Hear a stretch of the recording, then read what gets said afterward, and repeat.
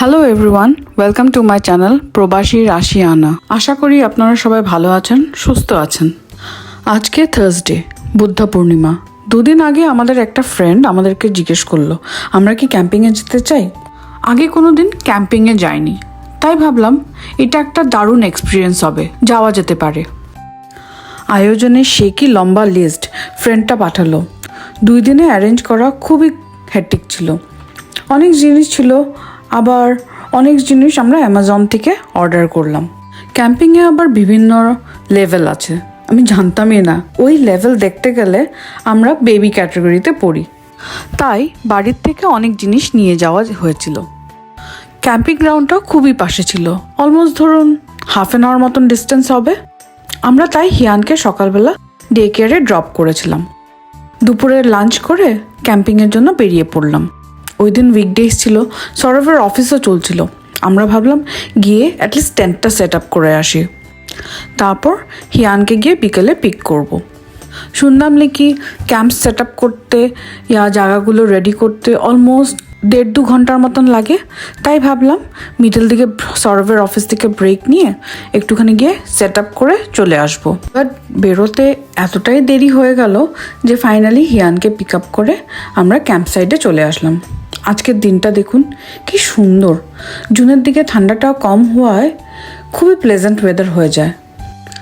গ্রাউন্ডে ঢুকতেই দেখছি অনেকগুলো ক্যাম্পিং সাইট অলরেডি বুকড, আবার অনেকখানি জায়গা যেরকম আশেপাশে আপনারা দেখতেই পাচ্ছেন খালি আছে।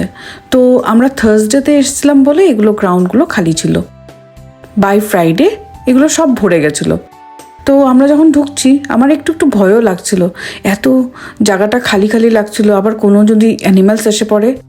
লাকিলি আমাদের ক্যাম্প সাইটের আগে 2-3 জন এসে গেছিলো আগের থেকেই। এই যে চলে আসলাম আমরা ক্যাম্প সাইটে। সৌরভ রেডি করছে, আর আমাদের যে বন্ধু ছিলেন উনি অলরেডি ক্যাম্পটাকে বসিয়ে দিয়েছিলেন। উনি আবার আমাদেরকে একটু হেল্প করছিলেন ক্যাম্পটা সেট আপ করতে। এই যে হিয়ানকে দেখুন খুব মজা পেয়েছে নতুন একটা বাড়িতে এসে, সারাক্ষণ মাই হাউস করে বলে যাচ্ছে। টেন্টের ভিতরে বেড রেডি করার পর সত্যিই খুব ভালো লাগছিল, একটা নতুন এক্সপিরিয়েন্স বলুন।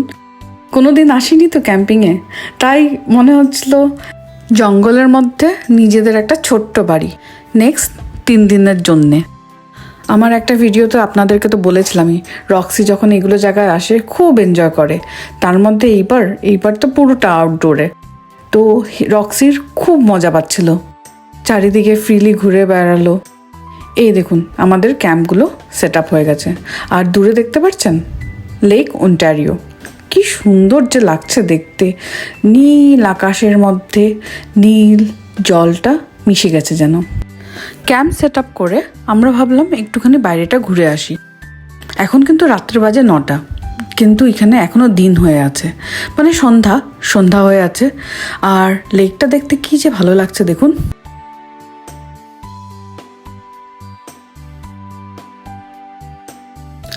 আমাদের সঙ্গে হিয়ান আর রক্সিরও এটা প্রথম এক্সপিরিয়েন্স ছিল, তাই আমরা পুরো ফ্যামিলিটা এত এনজয় করলাম এই পুরো ক্যাম্পিং ট্রিপটা।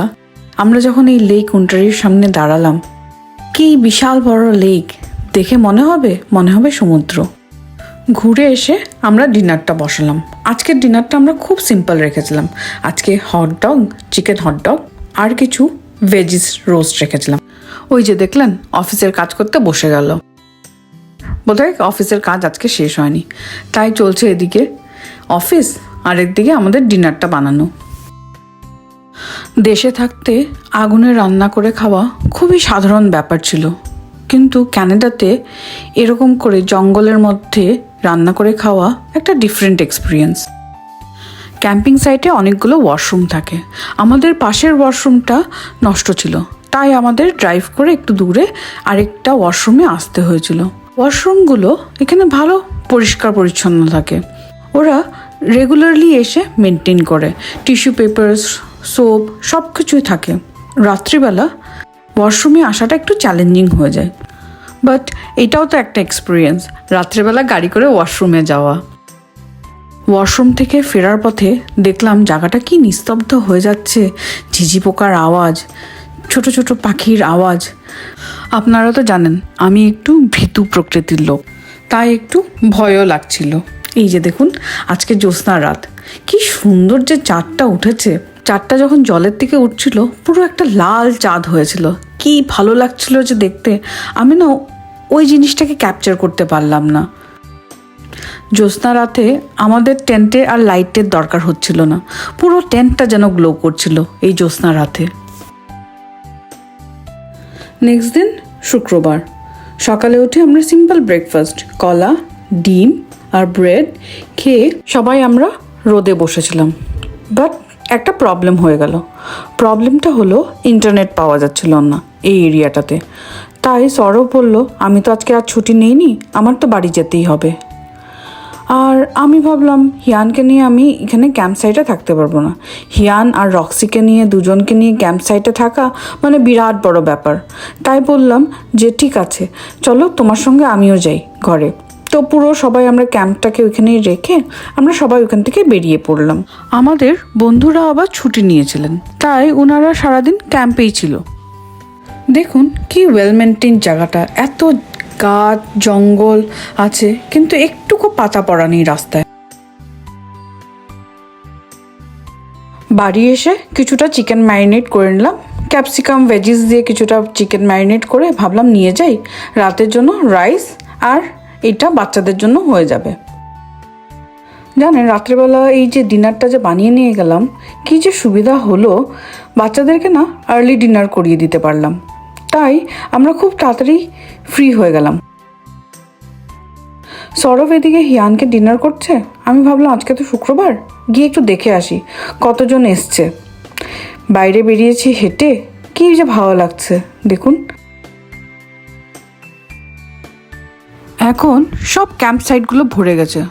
বাবা, চারিদিকে দেখি আরভি নিয়ে বসে আছে, ছোট্ট ছোট বাড়ি, আর এক একটা ক্যাম্প গ্রাউন্ডে 6 জন করে মানুষ অ্যালাউড আছে। তাই আমরা দেখলাম সব গ্রাউন্ডেই 6 জন করে মিনিমাম আছে। দেখুন এগুলো জায়গা পুরো খালি ছিল, কিন্তু কালকে আজকে পুরো ভরে গেছে। এই যে সামনে দেখছেন একটা গাড়ি আসছে, যে এইটা হলো পেট্রোলিংয়ের গাড়ি। গাড়িটা এসে দেখে যায় যে আপনাদের কোনো প্রবলেম হচ্ছে না তো, সব কিছু ঠিকঠাক আছে তো। এইটা হলো পাশের ওয়াশরুমটা, এই ওয়াশরুমটা আজকে ওপেন করে দিয়েছে। ফিরে এসে দেখলাম ওরা ম্যারিনেটেড চিকেন অলরেডি বসিয়ে দিয়েছে। কি যে দারুণ এক্সপিরিয়েন্স, বলে বোঝানো যায় না। জানেন আমাদের এই ক্যাম্প গ্রাউন্ডটাতে একটা অ্যাডভান্টেজ ছিল, ওইটা হলো আমরা ইলেকট্রিক সাইটটা পেয়েছি। তার মানে আমরা ইলেকট্রিক এই সাইটটাতে ব্যবহার করতে পারবো। তাই আমরা খুব সুন্দর করে ডেকোরেট করেছি। আমাদের একটু ফেরি লাইটস, টুনি লাইটস এগুলো নিয়ে গিয়ে গাছের মধ্যে লাগিয়ে দিয়েছিলাম। একটু পিকনিক পিকনিক ফিল হচ্ছিল। দেশে যেরকম উইন্টারে আমরা পিকনিক করি, আমাদের এখানে তো এখন ওরকমই ডিগ্রিজ চলছে, এই ধরুন 9 আর 10 ডিগ্রি। রাতটা দারুণ কাটলো। নেক্সট দিন শনিবার উঠে এই কি অবস্থা, পুরো দেখি ওয়েদার ফোরকাস্টে দেখাচ্ছে আজকে বলে সারাদিন বৃষ্টি আছে, 3 ঘন্টা মারাত্মক বৃষ্টি। আমি কিন্তু অনেক সকালেই উঠে গেছিলাম, কিন্তু আমার এখানে যে অ্যাপটা ছিল ওটাতে দেখাচ্ছিল মাত্র 3 ঘন্টা বৃষ্টি। বাট যখন সকালবেলা সবাই উঠলো, ওঠার পরে দেখছে যে না, সারাদিনই বলে ঝিরিঝিরি বৃষ্টি আছে।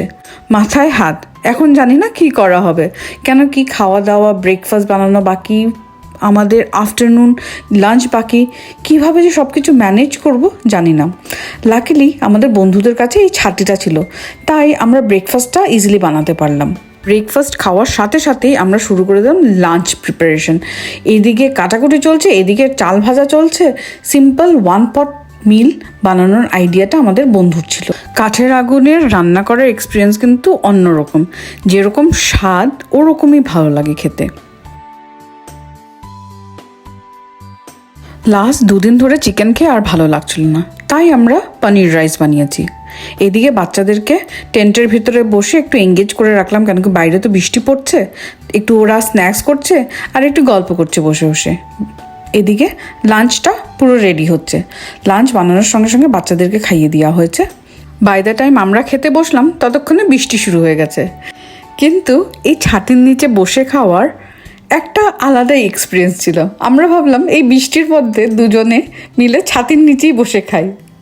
আমাদের ডিফারেন্ট ডেজের ডিফারেন্ট এক্সপিরিয়েন্স ছিল, কিন্তু যাই ছিল খুব সুন্দর ছিল।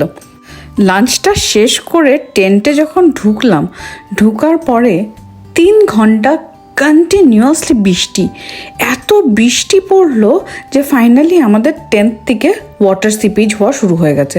আমার খুব ভয় লাগছিল যে এরকম যদি ওয়াটার সিপেজ হয় তাহলে অসুবিধা না হয়। লাকিলি আমাদের আরেকটা ট্রিপল টাইপের জিনিস ছিল যেটা দিয়ে আমরা টেন্টটাকে কভার করতে পেরেছি। বৃষ্টি শেষ হওয়ার সাথে সাথেই ছুটে বেরোলাম ওয়াশরুমের জন্য। কি সুন্দর ভেজা মাটির গন্ধ, জঙ্গলের গন্ধ, কি যে ভালো লাগছে। হেঁটে যাচ্ছি, এইদিকে বৃষ্টি একটু একটু পড়ছিল আর পাখির আওয়াজ, কি ভালো লাগছিল যে পুরো জায়গাটা। যতক্ষণে আমি ওয়াশরুমে পৌঁছালাম ততক্ষণে দেখি কি বৃষ্টি আবার শুরু। লাকিলি আমার কাছে ছিল এক ছাতি, তাই বেঁচে গেলাম। জঙ্গলের ফ্রেশনেস শহরের সঙ্গে কম্পেয়ারই করা যায় না, কি ভালো লাগে। অ্যাপে এখন দেখাচ্ছে আর বৃষ্টি নেই। এসে আমরা ডিনার রেডি করা শুরু করে দিলাম। আজকের ডিনারে সিম্পল মেনু। আমাদের ছিল চিকেন রোস্ট, ভেজিস আর রুটি। বাচ্চারা দেখুন ওদিকে নিজেদের মধ্যে খেলাখেলি করছে, রিঙ্গার রিঙ্গার রোজেস। রক্সিও এদিকে ঘোরাঘুরি করছে, চিকেনের গন্ধটা তো নাকে আসছে, ভাবছে আমার জন্য যদি একটা চিকেন রোস্ট পাওয়া যেত। ডিনারটা রেডি হয়ে যাওয়ার পরে ভাবলাম গিয়ে স্নান একটু করে আসি। চারিদিকে অ্যাকচুয়ালি এত কাদা হয়ে আছে আর জামা কাপড়ে যেরকম এত কাদাটা লেগেছে, ভাবলাম একটু স্নানটা না করলে ভালো লাগবে না। তো আমরা গাড়ি নিয়ে বেশ অনেকখানি দূর, অলমোস্ট ধরুন 7 মিনিটস ডিস্টেন্স ছিল, গিয়ে আমরা বাথরুম এরিয়াতে এসে গেলাম। এই এরিয়াটাতে খালি বাথরুমসই আছে, নর্মাল যেটা ওয়াশরুম ইয়া টয়লেট যেটা বলি আমরা, ওইটা ছিল না। দাঁড়ান দেখাচ্ছি বাথরুমের ভেতরটা। এটা হলো শাওয়ার এরিয়া, লাইট টাইট ভালোই আছে, আর এইদিকে কাপড় টাপড় রাখার এরিয়া। আগে এই বাদর ছানাটাকে স্নান করালাম, তারপর আমি করলাম, আর তারপর গিয়ে সরভ করলো। এইটা হলো লন্ড্রি এরিয়া। এইটা এখন নন ওয়ার্কিং কন্ডিশনে আছে। যাই হোক, আমাদের দরকার ছিল না, আগামীকালই তো চলে যাব। আমরা তারপর গাড়িতে জিনিস টিনিস লোড করে বেরিয়ে পড়লাম। এখন তো দিনটা অনেক বেশ বড় হয়েছে, তাই এখনও দিনটা যেন শেষ হয়নি।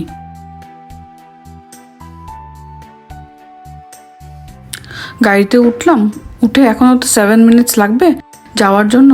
আমরা কিছুটা বটলস নিয়ে এসেছিলাম ওয়াটার রিফিল করার জন্য।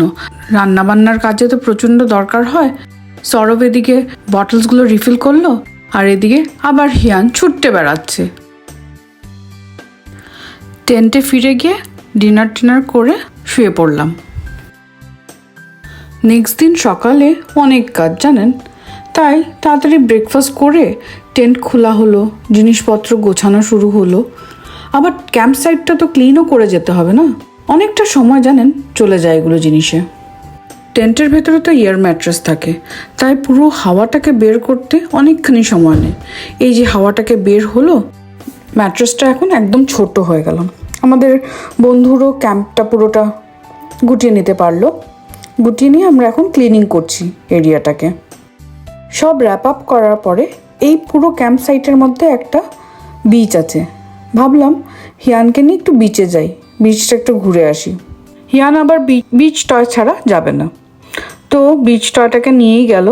এখন জল দেখে কি আর ওনাকে থামানো যায়? উনি তো জলেই নামবেন, তাই আমরা কি করলাম, ওকে চেঞ্জ করে জলে নিয়ে গেলাম। জলটা কি ঠান্ডা, ফ্রিজিং কোল্ড যাকে বলে। আমিও ভাবলাম নামবো, পায়ে জল লাগার সাথে সাথে বললাম আমার দ্বারা আর হবে না। হিয়ান তো এক্সাইটমেন্টে চলে গেল। জল থেকে নেমে হিয়ান কেঁপে যাচ্ছিল, হবেই, জলটা যা ফ্রিজিং কোল্ড ছিল। আমি হিয়ানকে টাওয়েলে র্যাপ করলাম, বালির মধ্যে শুয়ে রাখলাম কিছুক্ষণ। বালিটা বেশ গরম ছিল, তাই হিয়ানও মজা পাচ্ছিল। ফাইনালি আমাদের ক্যাম্পিং শেষ হলো, এখন বাড়ি যাওয়ার পালা। দারুণ একটা এক্সপিরিয়েন্স হলো জানেন, ফার্স্ট ক্যাম্পিং লাইফে মনে রাখার মতন হলো। আজকের ভিডিওটা তাহলে এখানেই শেষ করছি। Stay happy and blessed. ব্লগটা কীরকম লাগলো কমেন্টে জানাবেন। ভালো লাগলে একটা লাইক করে দিবেন আর সাবস্ক্রাইব করবেন। ভালো থাকবেন, সুস্থ থাকবেন। আবার দেখা হবে আরেকটা ব্লগে।